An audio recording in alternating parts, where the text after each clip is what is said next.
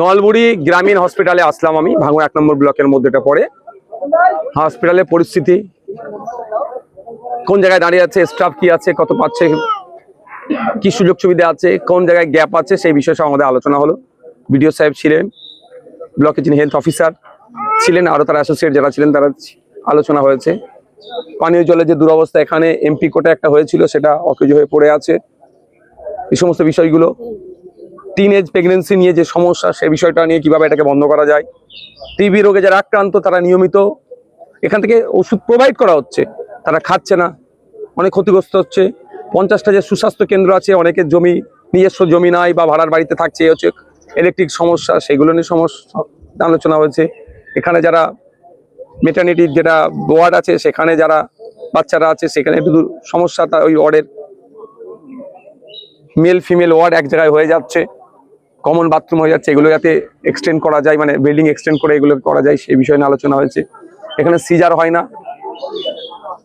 যা নর্মালে, নালে সিজারের প্রশ্ন হলে রেফার করে দেয়, ফলে সমস্যা হয় যেখান থেকে প্রায় 30 কিলোমিটার দূরে যেতে হয়, সেই বিষয়টা কিভাবে সুরাহা করা যায়, আনুষঙ্গিক বিষয় নিয়ে আলোচনা হয়েছে। বেশ কিছু দাবি দাবা উঠে এসছে, এবং কর্মচারীদের ক্ষেত্রেও, নিয়োগের ক্ষেত্রেও যেগুলো যা ছিল সেগুলো নিয়ে অনেক আলোচনা হয়েছে, ফ্রুটফুল আলোচনা হয়েছে। আগামী দিনে এই নলমুড়ি ব্লক হসপিটালটাকে, যেটা গ্রামীণ হসপিটাল থেকে আমরা আরো উন্নততর কিভাবে করা যেতে পারে, সেই নিয়ে চর্চা হয়েছে। এখানে শুধু ভাঙড়ের মানুষ নয়, ক্যানিং পূর্ব পশ্চিম প্রায় 6টা আশপাশের বিধানসভার মানুষ এখান থেকে প্রথম ট্রিটমেন্ট নেওয়ার চেষ্টা করে। ফলে এখানে যদি হেভি ট্রিটমেন্টে আমরা একটা অ্যারেঞ্জ করতে পারি, প্রায় 30 বিঘা জমি আছে হসপিটালটা, আগামী দিনে এটা সরকার চাইলে মেডিকেল কলেজও করতে পারে।